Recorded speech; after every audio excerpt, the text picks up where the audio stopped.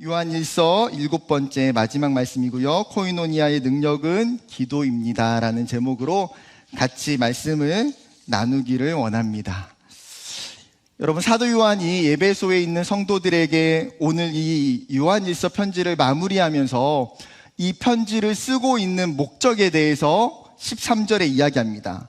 내가 하나님의 아들의 이름을 믿는 너희에게 이것을 쓰는 것은 너희로 하여금 너희에게 영생이 있음을 알게 하려 함이라. 지난주에 이야기했던 것처럼 도미티안 황제 당시에 예수를 믿는다는 것은 그리스도인들에게 박해와 고난과 희생과 순교를 각오하는 일이었습니다. 순교의 잔이 언제 찾아올지 모르는 이 불안하고 두려운 상황에 있는 성도들에게 하나님이 그들을 강하게 붙잡아 주시는 소망을 이야기하고 계시는 거예요. 그것이 무엇입니까? 예수 이름을 믿는 너희에게는 영원한 생명이 있다는 거죠. 이 생명의 핵심은 코이노니아입니다.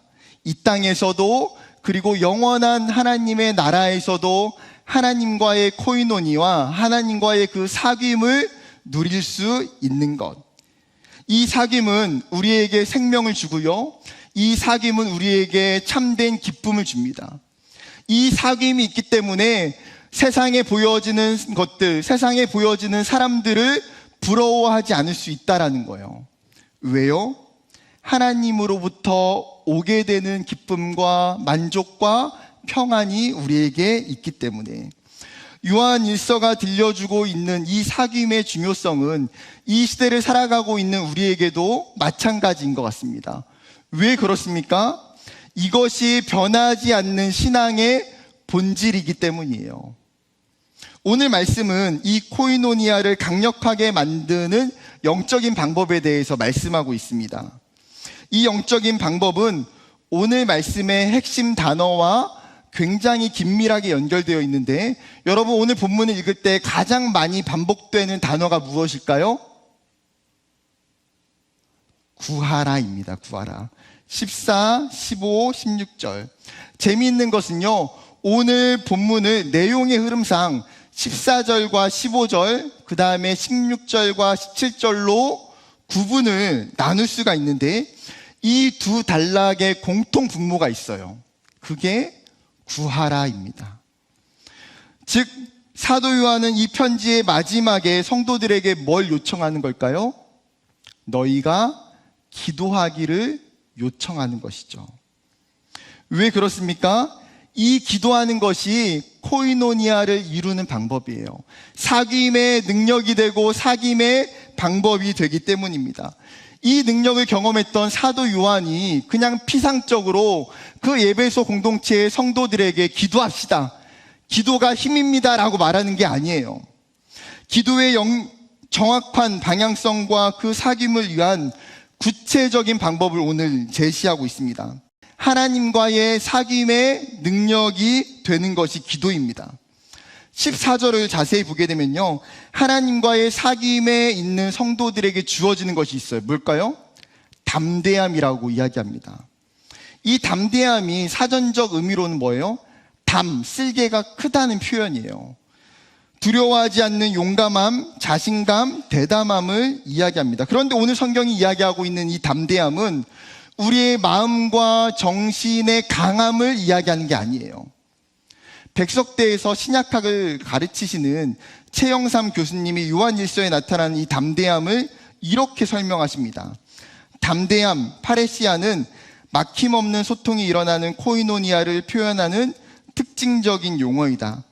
코이노니아에서 담대함은 하나님과 그 아들과의 지속적인 사귐을 통해 의로우신 그분을 알고 사랑하고 닮아간 결과로 생기는 친밀한 상태를 가리킨다.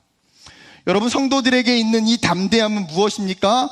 하나님과의 사귐, 하나님과의 사랑의 관계 가운데에 생겨나는 영적인 힘이라는 거예요. 우리가 예수 안에 거할 때에 하나님은 우리에게 담대함을 주세요. 요한일서 2장 28절, 자녀들아 이제 그의 안에 거하라.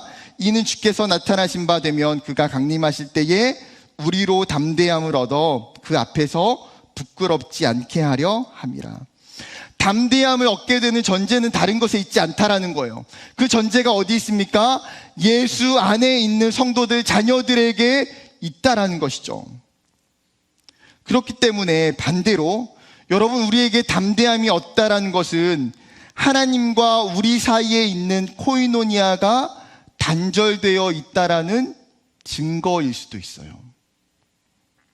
믿음이 좋은 장로님들, 믿음이 좋은 권사님들을 보면 한결같은 특징이 무엇일까요? 이 영적인 담대함이 있다는 거예요. 어려운 상황 속에서도, 고난 속에서도 낙심하지 않고 웃음을 잊지 않고 기뻐할 수 있는 것, 그것은 하나님이 주시는 영적인 담대함 때문이에요. 제가 처음 서울에 올라와서 서울에 있는 한 교회의 청년부에 등록해서 다녔습니다. 당시 제가 다니고 있는 교회의 담임 목사님은 나이가 굉장히 많으셨고 보수적이고 사실 굉장히 엄격한 스타일이었어요. 이제 막 20살인 저에게 있어서 담임 목사님은 어려운 관계예요. 그래서 저기 멀리서 보면 멀리서 그냥 인사하는 관계. 그런데 청년부의 한 선배 누나가 담임 목사님이 나타나면 너무나 친근감 있게 인사를 하는 거예요. 어느 날 보면 또 두 분이서 굉장히 이런저런 이야기를 열심히 하는 모습을 볼 때가 많아요. 그리고 청년부의 어떤 이야기들, 요구사항들을 담임 목사님께 이 누나가 이야기하면 종종 반영이 되는 것들을 보게 됩니다. 왜 그럴까요? 한참이 지나서 알고 난 사실은 이 누나가 담임 목사님 딸이에요. 아버지와 딸이라는 그 사귐의 관계 때문에 담임 목사님이라고 해도 어렵지 않은 거예요. 소통에 두려움이 없는 거죠. 여러분, 영적으로도 마찬가지입니다. 하나님과의 코이노니아가 내 삶에 이루어지게 될 때에 우리는 담대하게 된다는 거예요. 그리고 이 담대함은 우리가 하나님께 드리는 이 기도에 굉장히 큰 영향력을 끼치게 돼요. 우리의 기도가 응답되는 역사가 일어나게 되는 거예요. 여러분, 그렇다고 해서 아무거나 구한다고 우리의 기도가 응답이 될까요? 그렇진 않아요. 오늘 본문에 보게 되면 하나님과의 그 사귐의 기도에서 중요한 두 가지 원칙을 이야기합니다. 첫 번째 원칙은 하나님의 뜻을 구해야 한다는 거예요. 요한일서 5장 14절 같이 읽어볼까요? 시작. 무엇을 구하면 들으심이라. 여러분, 우리가 기도를 하게 되는 경우는 개인적인 어려움이나 개인적인 기도의 제목이 있기 때문이에요. 그렇다 보니 내 기도 제목에 대해서 나만의 정답을 가지고 기도하는 경우가 많아요. 즉, 나의 뜻, 나의 계획이 이미 세워져 있는 거죠. 이와 같이 나만의 정답을 가지고 하나님께 나아가서 기도할 때에 그 기도가 응답이 될까요? 실제로 나의 기도의 답안지가 오답 처리되는 일들을 경험하게 됩니다. 그러면 또 어때요? 내 마음속에 이 기도의 응답이 일어나지 않는 것에 대해서 낙심하고 신앙이 꺾여 버릴 때가 있어요. 성경은 야고보 사도를 통해서 우리의 기도가 왜 응답받지 못하는지에 대해서 설명하면서 그 이유를 우리의 잘못된 동기와 욕심을 위한 간구 때문이라고 이야기합니다. 이를 통해서 기도에 대해서 우리의 오해를 바로잡아주고 있는 거예요. 기도는 나의 뜻을 구하는 것이 아닙니다. 기도는 나의 절대적인 요구사항을 독촉하는 알라딘 램프가 아니에요. 그렇다면 기도는 무엇입니까? 기도는 하나님의 뜻을 물어보는 거예요. 기도는 하나님의 계획을 발견하는 것입니다. 우리에게도 뜻과 계획이 있는 것처럼 여러분, 하나님에게도 당신의 뜻과 계획이 있다라는 사실이죠. 요한복음 6장 38절에 보게 되면 내가 하늘에서 내려온 것은 내 뜻을 행하려 함이 아니요 나를 보내신 이의 뜻을 행하려 함이니라. 예수님께서 인간의 육체를 입으시고 이 땅에 성육신 하셨던 것은 나의 뜻을 이루려고 했던 것이 아니라 하나님의 계획이 있기 때문에 그 하나님의 계획을 이루고자 함이다라고 예수님이 말씀하고 계세요. 하나님의 뜻에 따라 예수님의 구속사역이 계획되어져 있다는 것이죠. 중요한 것은 무엇입니까? 예수님과 동일하게 삶의 우선순위가 하나님께 있을 때의 그 삶은 하나님의 뜻을 구하는 영적인 반응이 가능하다는 거예요. 이것이 기도에서도 동일하게 적용이 되죠. 여러분, 예수님께서 제자들과 최후의 만찬을 하신 후에 그 제자들을 데리고 기도하러 겟세마네 동산에 올라가십니다. 잠시 후면 대제사장과 장로들이 그 보냈던 군병들에 의해서 붙잡히고 그들에 의해서 채찍과 고난을 받고 십자가에 달려 죽으실 것을 예수님이 분명 알고 계셨어요. 예수님은 당연히 인간의 육체를 입으셨기 때문에 그 십자가의 잔이 얼마나 고통스러운지도 알고 계셨어요. 그렇기 때문에 기도하면서 그 예수님의 한편에 있는 마음이 무엇입니까? 이 십자가의 잔이, 이 십자가의 사건이 나에게 지나갈 수만 있으면, 하나님 지나갈 수만 있으면 지나가게 해주세요. 그러한 마음이 예수님에게도 있었다라는 거예요. 그런데 예수님은 온 마음을 다해서 기도하는 것이 무엇입니까?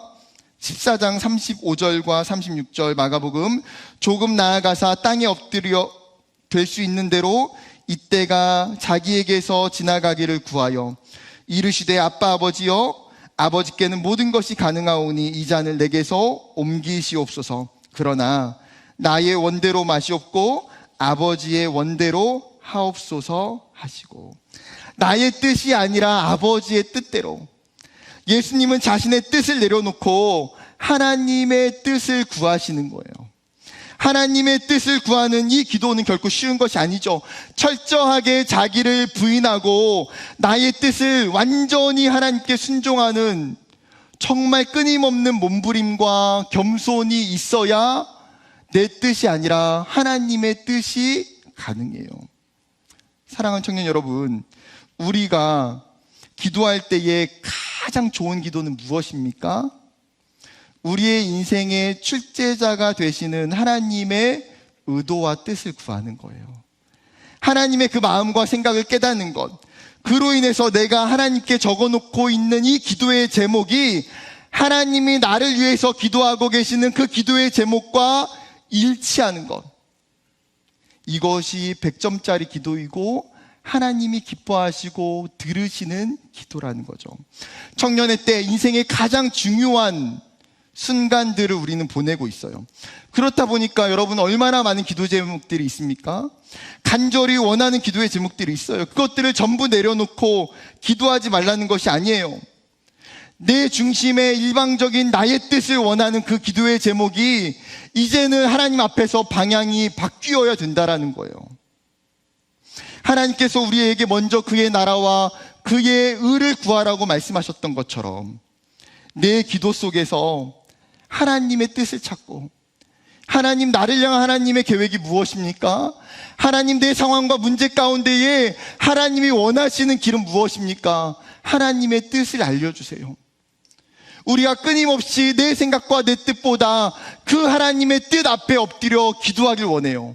그럴 때에 하나님이 우리의 모든 상황과 우리의 모든 문제와 어려움을 아시기에 그 기도를 들으시고 가장 좋은 길로 인도하시고 가장 선한 길로 허락해 주시는 그 하나님을 경험하게 될 줄 믿습니다. 두 번째 원칙은 하나님의 응답하심을 믿어야 한다는 거예요. 요한일서 5장 15절 말씀 같이 읽어보겠습니다. 시작. 우리가 무엇이든지 구하는 바를 들으시는 줄을 안즉 우리가 그에게 구한 그것을 얻은 줄을 또한 아느니라. 여러분, 사귐의 관계는 그 사귐을 통해서 그 사람의 존재와 성품과 특징을 점점 알게 돼요. 이런 거죠. 이 사람을 오랫동안 경험해 보니까 이 사람이 온유해서 내가 잘못해도 화를 잘 내지 않는구나. 이 사람은 사랑이 많고 나의 필요를 잘 채워줄 수 있는 사람이구나. 이 사람은 시간을 굉장히 중요하기 때문에 항상 미리 와서 기다려주는 사람이구나. 비슷하게 하나님과의 그 코이노니아가 있는 사람도 무엇을 알까요? 하나님의 존재와 하나님의 성품을 알고 경험하게 된다라는 거예요. 이 사귐이 지속될수록 하나님 안에 있는 성품들, 하나님의 영원하심, 하나님의 신실하심, 하나님의 인자하심, 하나님의 사랑이 많으심, 하나님의 의로우심 등 그 모든 하나님의 성품과 존재가 믿어지고 하나님이 일하시는 방식을 신뢰할 수 있게 되는 거예요. 그렇기 때문에 이 사람에게는 무엇이 있습니까? 나의 하나님은 내가 간구하는 이 기도를 듣기를 원하시고 응답하시기를 즐거워하시는 분임을 확신하게 돼요.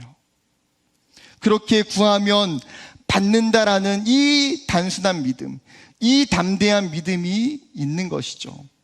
그러나 반대로 하나님과의 코이노니아가 없는 사람의 경우는 어떤 마음이 들까요? 하나님이 내 기도를 들으실까? 내 기도가 정말 응답될 수 있을까? 기도한다고 이루어지겠어? 하나님과의 그 사귐의 얕은 관계 때문에 그로부터 오는 의심, 하나님의 능력과 응답에 대한 불신이 그에게 있어요. 그래서 기도를 해도 강력하게 요청하지 못해요. 그래서 기도를 해도 인내하며 끈질기게 기도하지 못해요.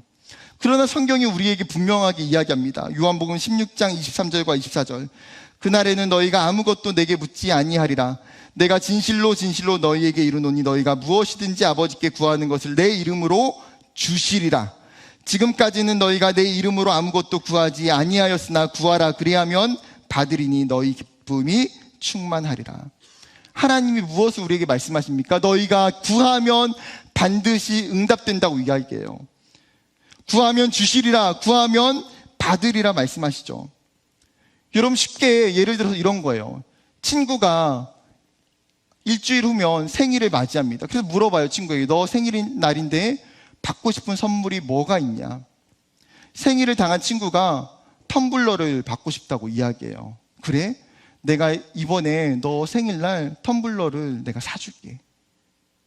그렇게 약속을 합니다. 그런데 다음날 시간이 지나서 생일인 친구가 그 친구에게 전화해요. 물어요. 야, 너 정말 내 생일날 텀블러 사줄 거야? 너 선물 정말 줄 거야? 그래, 내가 줄 거야. 걱정하지 마. 전화 끊어요. 다음날 또 전화해요. 야, 혹시 정말 줄 거니? 안 주는 거 아니야? 준다니까? 여러분, 선물을 준다고 해도 믿지 못하는 이 친구의 반응을 보고 선물을 하고 싶은 이 친구가 어떤 마음이 들겠습니까? 하고 싶어도 안 주고 싶은 마음이에요. 텀블러를 주는 게 아니라 텀블러로 때리고 싶은 마음. 너 왜 믿어? 내가 준다는데. 여러분, 응답의 주체가 되시는 하나님이 주시는 분이 된다고 하는데 왜 의심하고 불안해합니까? 우리의 기도가 응답될 수 있는 가장 중요한 증거가 뭐예요? 하나님 우리에게 주신 증거가 뭐예요? 그 요한복음 16장에 말하는 것처럼 예수님께서 우리가 아는 기도의 중보자가 되시기 때문이에요. 우리의 기도 소리가 공허하게 하늘에 날리지 않을 것은 그 예수님이 우리의 모든 기도를 하나님 앞에 온전하게 상달해 주실 것이기 때문이에요. 그 예수님의 십자가의 죽으심으로 말미암아 우리가 하나님 앞에 직접적으로 기도하는 것이 가능하기 때문이에요. 이 예수님이라고 하는 영적인 통로, 이 확실한 보증으로 말미암아 우리가 응답받을 수 있는 거예요. 하나님이 분명히 약속하고 계시죠. 신실한 응답의 약속, 그로 인해서 충만한 기쁨을 누릴 것에 대한 약속을 우리는 받았어요. 그리고 그 약속을 믿고 기도해야 돼요. 예수님께서 마가복음 11장에 이렇게 말씀하십니다. 23절과 24절. 내가 진실로 너에게 이르노니 누구든지 이 산더러 들리어 바다에 던져지라 하며 그 말하는 것이 이루어질 줄 믿고 마음에 의심하지 아니하면 그대로 되리라. 그러므로 내가 너희에게 말하노니 무엇이든지 기도하고 구하는 것은 받은 줄로 믿으라. 그리하면 너희에게 그대로 되리라. 여러분, 산이 옮겨져서 바다에 던지워진다는 것은 불가능한 일을 표현하는 거예요. 그런데 이 불가능한 일이 이루어질 수 있는 것은 무엇입니까? 그것을 하나님이 하시기 때문이에요.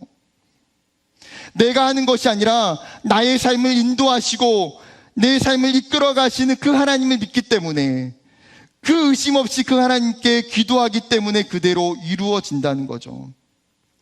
여러분, 하나님은 우리가 믿음 없이 기도하기를 원치 않으세요. 기도의 사람이었던 조지 뮬러에 대한 이야기입니다. 어느 날 하루는 구화원을 운영하던 뮬러에게 큰 어려움이 생겼어요. 오늘 먹을 양식 이후에 아무것도 없는 거예요. 당장 시간이 촉박하고 다급한 상황 속에서도 그는 전혀 내일을 걱정하지 않습니다. 단순히 걱정하지 않는 것이 아니라 기도로 주님께 맡겼습니다. 그럼 뮬러를 주위에 있는 사람들이 이해할 수가 없는 거예요. 빵 한 조각 살 돈도, 우유를 구입할 돈도, 석탄도, 많은 일용품들도 절박하게 필요한 상황이었습니다. 그러나 뮬러는 기도 외에 아무것도 하지 않았어요. 그런 가운데서도 낙심하지 아니하고 주님께 그들을 버리시지 않으시고 도우신다는 분명한 믿음을 그는 가지고 있었습니다. 날이 저물어 저녁이 되었는데도 여전히 필요한 양식과 물품들이 들어오지 않았습니다. 그날 밤에 한 자매를 통해서 케이크를 받게 돼요. 어떤 사람은 결국 기도했더니 이게 다야라고 실망할 수 있지만 뮬러는 이 케이크 선물을 힘을 얻어서 더욱 기도에 힘쓰게 됩니다. 하루 동안 들어온 액수를 계산해 보니까 내일 고아들에게 먹이기는 부족했어요. 적어도 내일 오전 9시까지는 모든 필요가 채워져야만 했습니다. 뮬러는 지금의 상황을 바라보지 않고 오직 주님의 풍성하심만을 의뢰하며 기도합니다. 그러던 중 날이 밝았습니다. 뮬러가 일어나서 과연 주님이 보내주신 것이 있는가 보기 위해 고아원에 도착했는데 기적이 일어나요. 바로 2분 전에 한 형제가 직장을 가는 도중에 고아들이 생각나서 3파운드의 금화를 가지고 온 것입니다. 그리고 그것을 통해서 수많은 고아들을 무사히 양식을 공급을 할 수 있게 돼요. 사랑하는 청년 여러분, 그냥 기도하는 것과 믿고 기도하는 것은 완전히 다른 기도예요. 그렇다면 여러분이 많이 기도하잖아요. 여러분의 기도는 어떻습니까? 내 기도가 습관적으로 형식적으로 하는 그냥 기도입니까? 아니면 하나님에 대한 그 확실한 믿음을 가지고 드리는 그 기도입니까? 여러분, 우리가 기도할 때에 그 기도에 우리의 마음의 중심이 명확하길 원해요. 하나님, 내가 어떤 것을 기도하든, 하나님, 내가 큰 것을 기도하든 작은 것을 기도하든 이 또한 하나님이 이루실 줄 믿습니다. 하나님, 내가 가능한 것을 기도하든 불가능한 것을 기도하든 그것 또한 하나님이 이루실 줄 믿습니다. 내 대학의 진학의 문제, 내 직장의 취업의 문제, 내 삶에 있는 과정의 어려움의 수많은 문제들까지 우리가 주 앞에 기도할 때에 하나님, 믿음 없이 기도하는 자가 되지 않게 하시고 내가 믿으며 기도하는 자가 되게 하여 주시옵소서.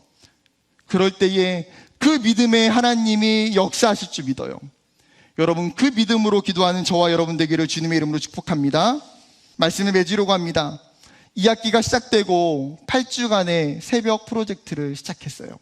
정말 많은 청년들이 함께 기도하고 함께 예배했어요. 그리고 2학기가 시작되면서 중보기도팀이 기도 제목을 받아서 여러분 한 사람 한 사람을 위해서 중보하고 기도했어요. 여러분, 우리가 이렇게 하는 이유가 무엇입니까? 이것이 하나님이 가장 기뻐하시는 일이기 때문이에요. 이것이 하나님과의 코이노니아, 이웃과의 코이노니아를 이루는 방법이고 하나님의 능력이 되기 때문이에요. 여러분, 그렇기 때문에 우리가 기도해야 돼요. 여러분, 그렇기 때문에 그 기도를 통해서 하나님을 더 가까이 경험하고 그 기도를 통해서 우리와 멀어졌던 형제들 가운데에 우리가 사랑을 가지고 나아가야 돼요. 하나님이 여러분들에게 물으실 거예요. 너는 어떻게 기도하고 있니? 너는 그 사람을 위해서 무엇을 기도하고 있니? 여러분, 하나님이 물으시는 그 물음 가운데에 우리가 그 주님 앞에 정말 기쁨으로 하나님, 제가 믿음으로 기도했는데 하나님이 정말 믿음대로 응답해 주셨어요. 하나님, 제가 정말 이웃을 위해서 기도했더니 하나님 생명의 열매를 주셨어요. 주님 감사합니다. 그 간증이 저와 여러분에게 있기를 주님의 이름으로 간절히 축복합니다.